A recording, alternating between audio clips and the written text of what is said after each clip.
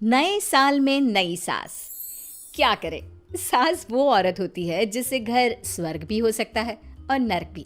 लेकिन क्या हो जब कोई कुंती जैसी सास घर को सिर्फ नर्क नहीं, घर वालों को परेशान करके घर में रहना ही दुर्भर करवा दे। देख बहू, ये घर में तेरी सास ने सबके नाक में दम कर रखा है, तो तू भी बचकर रहना। है तो मेरी पत्नी ही, लेकिन गुस्से और गालियों में ये किसी से कम नहीं है। क्या बोल रहे हो? हैं? इसे क्या बता रहे हो?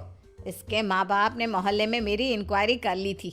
अरे मैं तो हैरान हूँ, जिस घर में कोई बेटी देना नहीं चाहता था वहाँ इसके बाप ने तो दहेज भी दे दिया। अब पता चलेगा कैसा होता है सास के साथ रहना। वो तो आपकी बेटी को देख कर दिया है माँ जी। इतनी अच्छी कंपनी, इतना अच्छा पैकेज, ऊपर से दिखने में भी हीरो।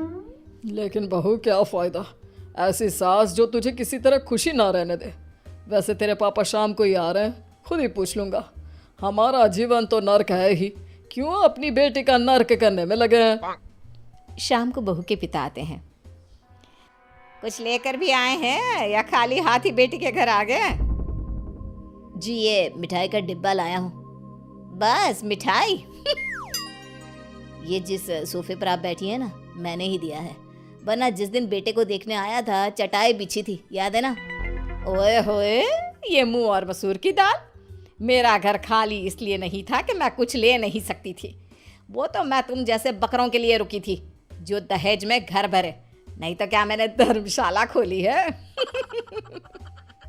माँ जी, तमीज से बात करें मेरे पापा से, और ये मिठाई का डिब्बा यहाँ दे। बहू सास के हाथ से मिठाई छीन लेती है। ओए यहाँ दे मिठाई। ऐसा तो है नहीं कि आप मिठाई खरीद नहीं सकती, लेकिन बस यही है ना कि किसी बकरे के इंतजार में थी।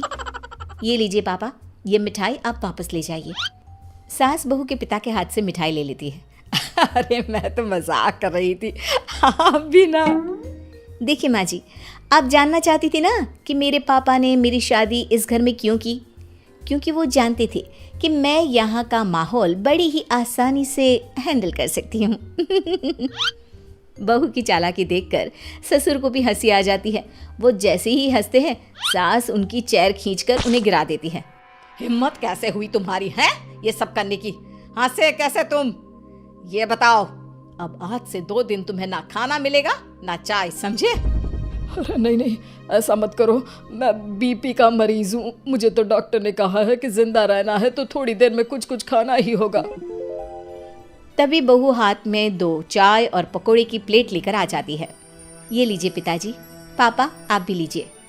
बहू सास को कुछ नहीं देती और सिर्फ ससुर और पिता को चाय नाश्ता करा देती है। बहू, आज तक इस घर में किसी की हिम्मत नहीं हुई मेरा अनादर करने की, लेकिन तूने सबके सामने मेरी बेइज्जती कर दी। तू अब इस घर में नहीं रह सकती। तभी पति आ जाता है। क्या बात है, ससुर जी आए हैं? मीरा, कुछ खिलाओ पिलाओ पापा को। वैसे भी माँ ने अब तक तो खरी खोटी सुनाई दी होगी। हाँ, तेरी कमी थी, तू भी बोल ले। देख लो, मैं सबको निकाल दूंगी घर से। वैसे भी प्रॉपर्टी मेरे नाम की है। हाँ, बस यही डर लगा कर तूने हम लोगों को इतने साल से डरा कर रखा हुआ है। बहू मन में सोचती है, अच्छा तो ये बात है। तो सास का झंडा इसलिए लहरा रहा है क्योंकि घर इनका है। अब तो कुछ ना कुछ जुगत लगानी होगी। अगले रोज, अरे पिताजी ये देखिए, ये विदेश से एक आदमी अपनी बेटी को लेकर आ रहा है। बेटी 50 साल की है और वो यहाँ अच्छा लड़का देखने आ रहे हैं। पता है पिताजी, अगर आप उन्हें पसंद आ गए ना तो हम सबको विदेश ले जाएगी। आप ना दूसरी शादी कर ही लीजिए पिताजी। ये बोलकर वो ससुर की ओर मुस्कुरा देती है। हाँ बहू, किसी तरह शादी करवा दे उस विदेशी से, मैं तो गंगा नहा लूंगा। गंगा नहीं, थेम्स नहाएंगे ससुर जी। मैंने आपका बायोडेटा शादी के लिए डाल दिया है। सास बहू और ससुर की सारी बात सुन रही थी। वो जोर से चिल्ला पड़ती है, हैं? कैसे शादी करोगे हैं? मैं जिंदा हूं अभी। तभी वहां वकील आ जाता है। उसके हाथ में पेपर्स होते हैं। ससुर जी ये लीजिए, तलाक के पेपर्स तैयार हैं। नहीं तो बोल दीजिए, मैं गवाही दे दूंगी कि ये आप पर अत्याचार करती है, बात बात पर घर से निकाल देने की धमकी देती है।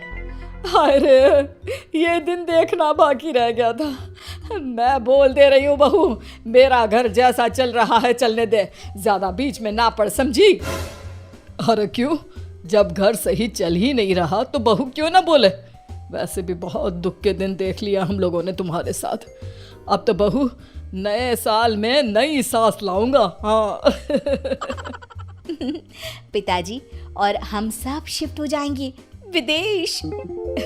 अरे देख लो सपना, अरे कौन विदेशी इस बुड्ढे से शादी करेगी, मैं भी देखूंगी। फिर क्या था, बहू के प्लान के अनुसार एक आदमी एक 50 साल की लड़की के साथ उन लोगों के घर आता है। हाय रे, तुम लोग तो सच में आ गए। हे ओल्ड लेडी, साहब को बुलाओ, बोलो उनकी होने वाली सपनों की रानी आई है। आए सपनों की रानी। तभी ससुर जी आ जाते हैं। हे मार्गारेट, ये मेरी सपनों की चुड़ैल है। आओ आओ अंदर आओ। बहू, तेरी होने वाली सास आ गई है। मेरी तो पैकिंग भी हो गई है। हेलो सासू माँ, विदेशी औरत का पिता कहता है। हमें ये हैंडसम पसंद है, हम सबको लेकर लंदन जाएगा, लेट्स गो। तभी बेटा भी अपनी सूटकेस लेकर आ जाता है।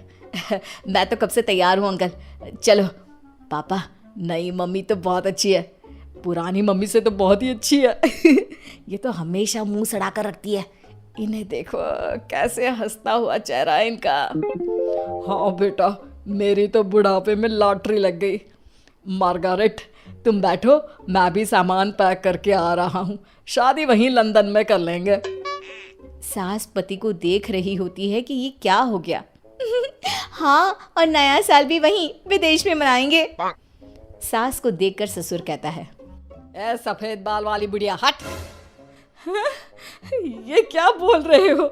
मैं तुम्हारी बीवी हूँ नहीं थी। प्लीज कोई ड्रामा मत करो, खुशी खुशी विदा करो। वैसे भी हमेशा निकाल देने का ताना तो देती रहती थी, अब जा रहे हैं तो क्या प्रॉब्लम है? और नहीं तो क्या, न शांति से घर में रहता था ना ही ऑफिस में।